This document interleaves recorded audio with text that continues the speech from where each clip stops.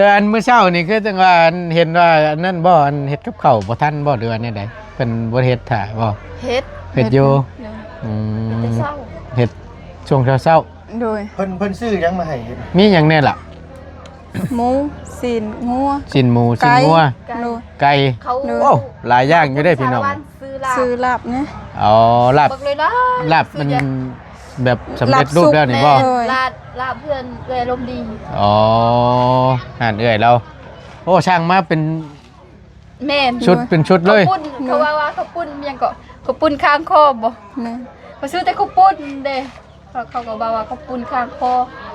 กระปุ่นข้างคอ แม่น ได้ไรจังหวะกระปุ่นข้างคอ จักแหละ มันหมูมีน้ำสิบ่ แม่น หมูมีน้ำใจก็กระปุ่นน่ะนะ มีแต่ข้าวปุ้น น้ำหมูมี ทงชำนี่มีแต่เขาปุ้น โอเค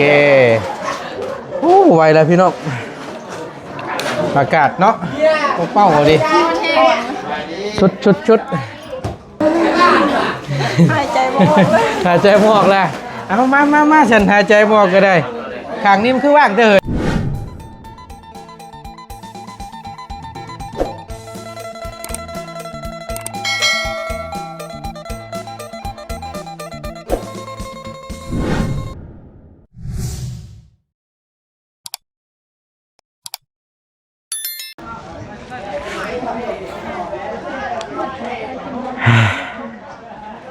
เอาก็จังเมนฮ้อนเมนเอ้าบานนี้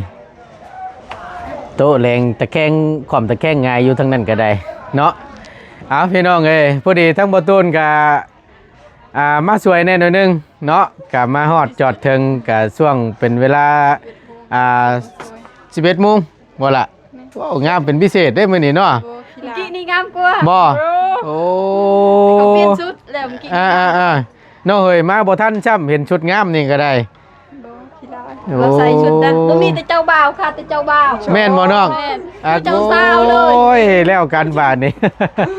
เอาเดี๋ยวจะก้อยหาเจ้าว่าวก็ได้เด้อโดยพี่น้องเอ้ยเอาขอโทษขออภัยนำ FC พ่อแม่พี่น้องหลายๆเด้อพี่น้องเด้อเมื่อวานนี่ทั้งประตูนก็ได้เว้าในคลิปนั่นแหละกับพอดีว่าสิเข้าไป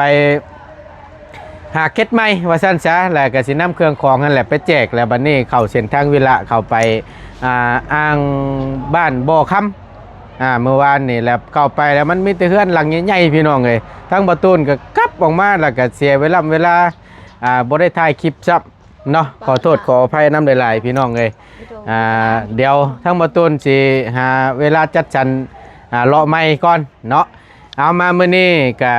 แน่นอนล่ะเป็นมื้องามยามดีเนาะหรือว่าตั้งหน้าตั้งตากันวันที่รอคอยขึ้นเฮือนใหม่ของน้องน้ำเพิ่นเนาะก็กำลังกินกันโจ๊ะเพลงเพิ่นเมื่อกี้นี่ก็ได้เจ้าเพิ่นสิให้หัวอ้ายซ้ำประจักษ์เนาะ บ่ให้บ่ โดยเขาบ่ให้ ยันว่ากำลังม่วนเนาะน้องหล่าเนาะ ค่อยบอกแล้วคันเขาเปิดคลิปอย่าเปิดเด้อ เพราะว่าก็เปิดเมื่อกี้นี่เมื่อกี้หัดทีมงานก็เมื่อกี้นี่ออก แม่นบ่น้อง เพิ่นบ่าวจันควงยังก็ควงซากตำส้มมะฮุ่ง ควงชากว่าจันนี่เนาะ สิมือบ่าวจันบ่ตกได้ แซ่บคือเก่าบ่ โอ้ยแซ่บ เจ้าก็สู้บ่ได้แน่บ่ โอ้ละ ลองดูน้อง ทั้งน้องหลานน้อยเพิ่นพี่น้องไอ้ก็มาขึ้นเทือนนํยินดีนํเนาะมื้อนี้ก็คือสิเบิดมื้อแล้วไอ้ว่าเนาะ แม่มือเบียร์เขาเองเขาเอาออกเงินพุนละแสนเขาจังซื้อ บ่ โดยนี่เขาออกเป็นเขาออกแต่เมื่อกี้นี่เขาไปซื้อนะ แม่นบ่ โดย เบิดไปจัก 10 เกตพุ่นเขาเอาขอออกพุนละแสนเขาบ่มีเงิน หานกันออกทางน่ะ โดย จากม่วนแล้วก็เก็บกัน แม่นเขาอยากมุ่นอยู่เฮือนคอยมีเงินไหมเขาอยากสลอง เอากระปกติแหละเนาะมีกันทุกที่ทุกเขตทุกแขงแหละพี่น้องขึ้นบ้านใหม่ไต่เฮือนงามนี่ก็แน่นอนแหละหากแต่ว่าบางคนเพิ่นก็แล้วฮีดแล้วคลองแล้วช่วงเช้าแล้วก็แม่นแล้วเลยก็บ่กินต่อก็แม่นจบเนาะ โดย ขึ้นมาทำความพันน้องน้ำเด้อ นะว่าสิพันยังสิบ่ โดย อย่าลืมเด้อ ฟันนอนตดฟันเลยตด โอ้ยเนาะเอาตัวเลขแล้วเนาะ ตัวเด็ดเด้อ เปิดเจอน้องเนาะ แน่เด้อก ระซิบกันในได้เห็นว่าก็ได้ อยากรวยบ่ ช่างว่าอะไรไผสิบ่อยากรวยเนาะ ได้ตัวใดก็กระซิบกันแน่ คอยสิได้ทูบเลยนอนกลางคืนจะได้สไตล์ทูบขอเลข แต่ทูบขอเลข แม่น ทูบไปได้ทูบ3หลอกนี่บ่ บู เบิ่งได้ โอ้ย ไปใต้อยู่ไสน่ะ จักน้ำแล้วเรา ไปใต้อยู่เทิงหัวบ่นอน ทลายเหือน ไปใหม่เฮือนน่ะผู้แฮงได้นั่นน่ะโอ้ยเนาะเอามาหลายบ่มื้อเช้านี่อันแขกคนเพิ่นมาขึ้นเฮือนนํ หลายอยู่ ได้อยู่เนาะ หนู อันนี้ก็คงสิเมื่อเบิ่นละเนาะวางไปเลยพี่น้อง มื้อนี้โหดเมื่อวานนี่ยังหนาวอยู่ มื้อนี้เดี๋ยวชุดเลยมื้อนี้นับแต่มื้อนี้เป็นต้นไปแล้วเพราะว่าวันที่5ที่6ที่7นี่ก็สงกรานต์แหละ หนู หม้อจ้อจั่นเข้ามาแล้วพี่น้องเนาะ สงกรานต์นี่ก็ตุนเมื่อบ้านบ่ เมื่อแล้วน้องมาหล่นละกระเป๋าก็เป็นเพราะกระเป๋าบาทนี่บ่มีเงินจ่ายค่าห้องแหละ พอเกิดเบี้ยไปเสียค่าห้อง ถูกต้องเลยนะน้องว่าวน่ะถูกแล้ว เพื่อข้อเงินเมียเสียค่าห้อง ขอเงินเมียก็เสียมาเสียค่าห้องก็ดีแหละเนาะเพราะว่านอนห้องเศร้าพี่น้องมันลดเนาะขึ้นละ ได้บริข้อเงินเมียไปเสียค่าห้อง ขึ้นละ150,000 2คืนก็300,000เนาะพาปัด เพื่อนละบ่ พาปัดอยู่ลนแน่ก็มันนี่ อักกะมาบ่ ได้อยู่คือลุงเนาะลุงเนาะ ได้ลูกเต็มกระเป๋าแล้ว เงินเนี่ยพี่น้องญาติตายปะว่าจากใจเลยแต่ผมเป็นเงินเฮา แม่นบ่ สิหาได้บ่ เ แม่นมาแล้วล่ะ โดยแม่ โดยลุงสบายดีสบายดี ได้เปรียวเลยจังได๋ ญาติตายปะน่ะ มาตาย เอ้าว่าจะเป็นสิเป็นสิหาได้สำได้แค่นั้นแหละเงินมืดหลาย แม่น ที่ตัวก้นมันตัวกระหางเงินคือกันบ่แม่นหรอ หาเงินหมดแล้ว เมื่อไหร่ หมดแล้ว บ่ว่าหาแต่ หมดแล้วล่ะซื้อบัตรแน่ซื้อของกินแน่มื้อแสนก็หมด มื้อละแสนเนาะ สิมาเติมเงินนี่บ่ แม่ โอ้ยตายแล้วบ่มีผู้ว่าผู้แพ้เติมให้ บ่มีไปเติมให้ ไอ้เด็กโสดเด้มาถ้าลุงโสดลุงสิเติมไปเลยพี่น้องอาทิตย์ละ200,000 สิขายเข่ามาเติมเงินให้ผู้สาวเลยกันโสดนะ โอ้เลดหน้าอยู่บ่ เฮาก็เลยบ่โสดเฮาก็เลยรอดพ้นไป ลูก โดย โดย เฮ็ดหน้าหรือบ่ เนาะมีข้าวมีน้ำพุ่นบ่ ก็สมมุติเอาซื่อๆคิดเอาซื่อๆ แค่คิดเนาะอันมื้อเช้านี่คือจังว่าเห็นว่าอันนั้นบ่อันเฮ็ดกับข้าวบ่ทันบ่เดือนนี่ได้เพิ่นบ่เฮ็ดท่าบ่ เฮ็ด เฮ็ดอยู่ แต่เช้า เฮ็ดช่วงเช้า โดย เพิ่นซื้อหยังมาให้เฮ็ด ๆมีหยังแน่ล่ะ หมูศีลงัว ชิ้นหมูชิ้นงัว หนู ไก่ เขา โอ้หลายอย่างอยู่ได้พี่น้อง ซื้อลาบ ซื้อลาบเนี่ย อ๋อลาบ บอกเลยล่ะ ลาบมันแบบสำเร็จรูปแล้วนี่บ่ ลาบเพื่อนเลยลมดี อ๋ออ่านเอื้อยเราโอ้ช่างมาเป็น แม่น ชุดเป็นชุดเลย เขาปุ้นเขาว่าเขาปุ้นยังก็เขาปุ้นข้างคอบ่ แม่ เขาซื้อแต่เขาปุ้นเด้เขาก็บอกว่าเขาปุ้นข้างคอ กระปุ่นข้างคอ แม่น ได้แล้วจังหวะกระปุ่นข้างคอ จักแบบ มันหมูมีน้ำใช่บ่ แม่น หมูมีน้ำใส่ก็กระปุ่นน่ะนะ แต่กระปุ้น น้ำหมูมี ทงชำนี่มีแต่เขาปุ้น ก็แม่นดีได้ก็ว่านั่นน่ะมันก็สิ น้ำปลาเด็กใช่ลูก แซ่บบ่ แซ่บให้เฮ็ดมันจะแซ่บ แม่นยังเดือหลายบ่บาดนี่ ยังเหลือหลายอยู่ เดือหลายอยู่เนาะ โดย ต้มน้ำปลากระป๋องใส่ ปลากระป๋องเนาะลุงเนาะ แซ่บบ่ ตำเครื่องเพิ่นนี่ก็ ลุงแซ่บบ่แซ่บ ได้คือกัน ถามมึงไงน้ำมันน้ำเนาะ น้องน้ำว่าแซ่บสิมือลูก ยินดี มื้อ เพื่อแล้วได้กินสิมือลูก เอาจะมากิน ลองเบิ่งเด้อน้องเด้อยอมรับเด้อพี่น้องเนาะก็นี่แหละ สิมือทีมงานนี่กินสิ ไปได้ไป มื้อ ไป เบาจัน ไป เอ้าบ่อะไรใจห่างบัดนี้ป้าล่ะป้าขึ้นไปเบิ่งพุ่นแหละเฮือนชานพุ่นแหละไปเนาะอากาศร้อนแท้ๆไปพี่น้องเอ้ยไปเบิ่งน้ำกันแล้วเรียบร้อยเต้นเนาะ2อันโอ้กำลังคัดจังหวะกำลังม่วน โอ้ยโดนเรือ ขอคัดจังหวะหน่อยหนึงเด้อโดยขอคัดจังหวะหน่อยหนึง ใช่ใส่ เพราะว่าเปิดเพลงก็บ่ได้พี่น้องย่ำติดลิขสิทธิ์แน่ก็มานี่เนาะแขกคนเพิ่นมาเต็มอยู่มื้อปานนั้นน่ะย่านแต่อันบ่มีหม่องอยู่ติ บ่อยู่นี่มี เทิงอะนะ โดย เทิงก็มีกันบ่ บ่มีคน บ่มีบ่อยู่เทิงอะนะ โดย อ๋อคือสิอิ่มเบิดอันนี้เนาะโอ้ยใช้เรือยังเฮ้ยบาดนี่ บ่เรือซ้ บ่เรือซ้ำ ำโดย แล้วกันบาทนี่ฮะมียังกิน อาหารบ่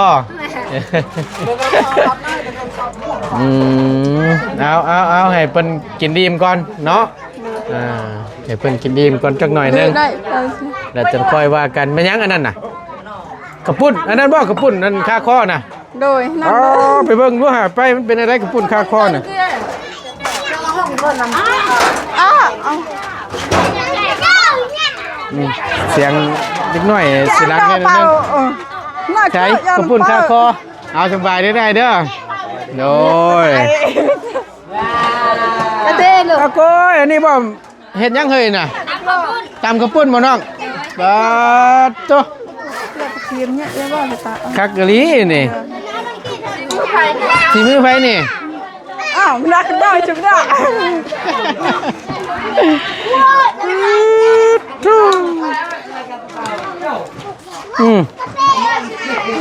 ใช้อันจองบ่มีบ่ตักรถเป็นหยังจองนั่นน่ะจองบ่มีครับ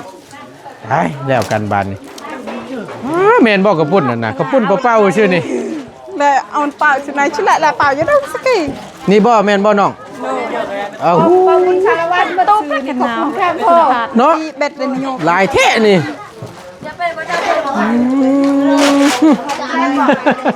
บ่เป็นหยังมีแต่ว่าเฮาอันไปซื้อปลามาเฮ็ดก็ได้ปลากระป๋องก็ได้น้องเฮ็ดเป็นบ่น้องหลานน้อย เป็น เฮ็ดบ่เป็นครับบ่เคยเฮ็ดกับจักสูตรเพิ่นนี่เฮ็ดนี่ก็แซ่บคือกันแม่น หน้ามันเสีย ถามสูตรเด้อถามสูตรลุงเพิ่มเด้อ ทำลูกเพิ่ม ว่ามีหยังแน่ใส่หยังแน่ อ้าวไหนเนี่ย น่ะ ไหนคุณทองไหม พี่น้องเอกาถือว่าเพิ่นขึ้นแล้วเป็นที่เรียบร้อยเนาะช่วง พอตุนออกมาแต่ตอนเช้า ไอ้มาบ่ทันน้องล่ะ ฉันได้มาแต่ตอนเช้าเห็นน้องน้ำใส่เส้น เห็นแต่ในคลิป กินข้าว หากินข้าวบ่เอาสิกินซะสิกินกันไปเดี๋ยวขึ้นไปเทิงกันไปแล้วให้ผูกแขนให้ไป เลย เอามีแต่ว่า ก็เกิดเลย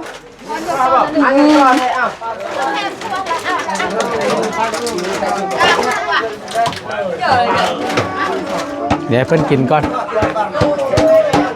อืม อย่าลืมเด้อเลย หนักกะให้เลือกเสียคันมัน ทั้งอีกชุดหนึงอยู่เนาะเอาสบายดีเด้อสบายดีเจ้าอิ่มเรียบร้อยแล้วบ่โดยเอากินโดยเชิญแซ่บมันเป็นบางคน ฮะอ๋อก็อันกระต้มบ่ บางคน ไม่อยากกวยเลย เอาเชิญแซ่บเด้อโดยห่อนแท้ๆเนาะเฮ้ยเนาะ เลย อากาศเพิ่นอบอ้าวโอดีฮ้อนเนาะว่า ได้เสร็จอยู่เดือนนี้เดือนนี้เนาะ มันแน่นอนนั่นล่ะ น้ำมีลงเข้า มีลงเข้าคือกัน ใช่เฮ็ดผ้าขวัญอยู่บ่มีอยู่บ่ผ้าขวัญอยู่ในห้องนี้ เลย เบิ่งดูหาไผเป็นคนเฮ็ดน่ะเบิ่งหั่น รู้สึกช็อกซึ้ง โอ้ห้องนอนผู้สาวนี่เนาะอ๋อเรียบร้อยพี่น้องเอ้ยเตอคักแท้นี่ยิบเองบ่ เลย ให้เฮ็ดน่ะเนาะ เอ้ย คนในบ้านนี้อืม ยายไหนเนี่ยต้องจอกเลยนะทำมานะ ครัช็อก อันนี้เป็นดอกไม้ปลอมบ่เฮ้ย ไม่โบ แม่นบ่ เท่ ของแท้บ่ เมียนของเท่ว่า โมเมนต์ของปอม ของแท้เลย เลย อ๋ออยู่ครบ3มื้อ3คืนพุ่นแหละนี่เนาะ เลย เดี๋ยวจังค่อยเอาออกบ้านนี่เอาก็แล้วเรียบร้อยพี่น้องเอ้ยดีอกดีใจนำทั้งบ่ต้นก็ได้เนาะมีหยังแน่นี่ขนม เลย ครบไปเลย ข้าวต้ม อืม อัด แต่ก็ยังบ่ทันได้เอาไปทางใดเนาะยังบ่ทันได้เอาไปทางใดดอก ไม่ปอกยังงอตอกแล้วน้อย ของมันเป็นนี่อ๋อตะใช่นี่ ไก่ ฮะ ไก่ อันนี้ก็ไปบ่ได้บ่ บ่ไปได้อยู่ ไปได้อยู่ เลย ห่วยพอเอาไปก็เอาไปได้ เอาไก่ดิรวย เห็นบ่ ดูเห็น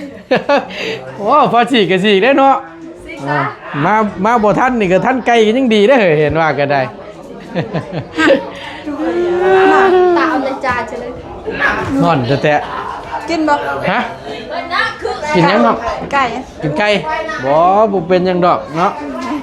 เอาไว้ก่อนก่อนจะกินข้าวกินน้ำก็ได้ เหมือนเดือดตะกอกเหมือนฉัน มาล่ะบัดนี้ไผผูกแขนมาสิผูกคอต่อแขนให้โอ้ยดูงามยามดีพี่น้องกะสำเร็จเสร็จสิ้นเป็นอีกเคสหนึงเป็นอีกหนึ่งดังเนาะที่ทางทีมงานเฮาได้เป็นสะพานบุญให้กับผู้รักผู้ใหญ่เพิ่นทักบ่ล่ะ ชื่อ สุดแล้วเนาะของตองอยู่บัดจำนี่พี่น้องเอ้ยมาบ้านทั้งนี้ก็ตักจวดอยู่ตักเพื่อกันนี่เด้อฮะอยู่เทิงนี่ก็ต่างหากเนาะอยู่ร่มต่างหากเอาบ้านนี่มาอันน้องละไอหานึกว่ามาเดี๋ยวมาต้นสิถูกคอตัวแขนให้ลาเพิ่นก่อนก่อนเด้แจ้งอยู่บ่เฮ้ยแจ้งอยู่เนาะโอเคโอ้ไวแล้วพี่น้องอากาศเนาะเป้าดิชุดเบิ่งหาเงินก่อนเด้อบัดนี้ ไอ้พักผ่อนนะ ฮะพักผ่อนนะพูดแล้วพักผ่อนก็ได้หาน้องเพิ่นได้เจ้ามาอีกเทื่อสบายดีเด้อพี่น้องเด้อ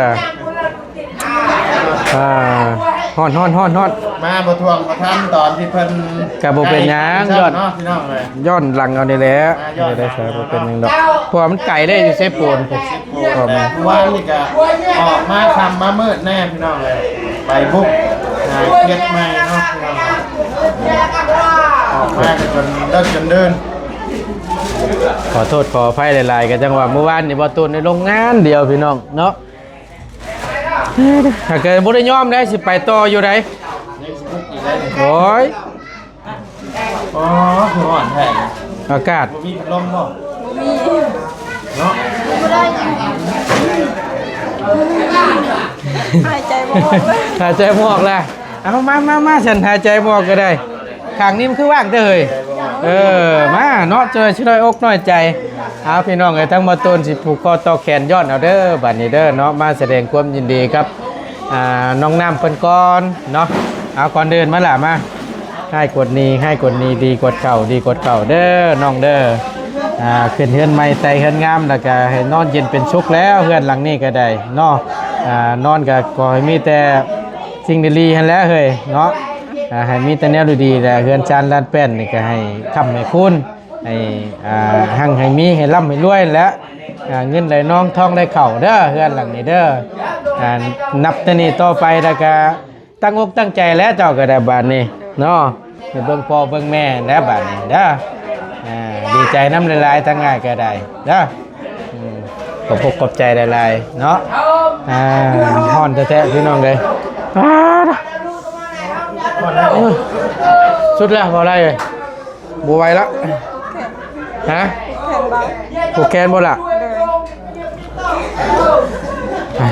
มาเด้อความเกิดมา ชุดน้ำมันเนาะ ความเจ็บให้ได้คนไทยอย่างนี้ไปสายให้มาหาพ่อแม่ถูกคือกันเนาะฮ้อนแท้ๆพี่น้องเลยมาน้องหล่ามาขอบใจหลายๆเด้อขอบใจพี่น้องเลยเนาะฮ้อนบวยเลยชุดดีบวยเลยลูกเอ้ยโดยสบายดีชุดแล้วอากาศโอ้อันนี้น้องหล่าเอาคอยยังว่าวอยู่มากมันบ่ทันได้แก้กระตัดแหละน่ะจักวานต้นนั่นเป็นจักเนาะแม่นบ่โอ้ ตัดกับเบาหญ้าเมื่อวาน มึงเนี่ยฮะนะเนาะเดือดตะล้ำบัดนี่เป็นอะไรเฮ้ย มีแนวกัดแต่บัดนี้ ไม่ยัง พ่อ โอ้ยบ่อากาศมันมื้อนี้สุดยอดดีลุงเอ้ยโอเป้าแฮงเนาะ โอ้ถ้าขวัญเบิดระบบให้ฝ่ายผู้คุมผู้แขนเจ้า โอ้ว่าเรื่องฝ่ายผู้แกนนี่ยังหลายอยู่เด้อเรื่องเนาะ ครบไปขันไปเบิดเลยอ้วนมานั่งอ้วนเนาะ ว้าวจนชิม่วงเลยตั้งนี่ ปากสิเป็นเลยเนาะ อากาศมันโอเป้าแห้งอยู่ดี ทอดแห้งเนาะ แม่นแม่น ผ้าขวัญเท่านั้น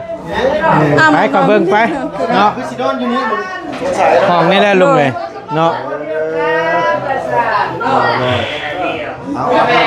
เอาพอดีมันว่า เออมีถ้วยมีหมอน มีถ้วยมีพวงมีหมอนมีจาน ดีใจน้ำเนาะ เอาเรื่องหมอนหมุนแนวโอ้คำขาดมุ่งนี่ก็น้อมบ่รับคือกันได้ น้อยไม่จะว่า ยุ่งสิครบบ่แม่นหนึ่งดอก ดูมีถามมันว่าอีหล่ะ ผู้ไวเลยทั้งน้องหลานน้อยเพิ่นเปิดรถมายังนี่น้องค้ำไว้รถนี่ ลุงมาสิถามเจ้าว่า ทำไว้รถ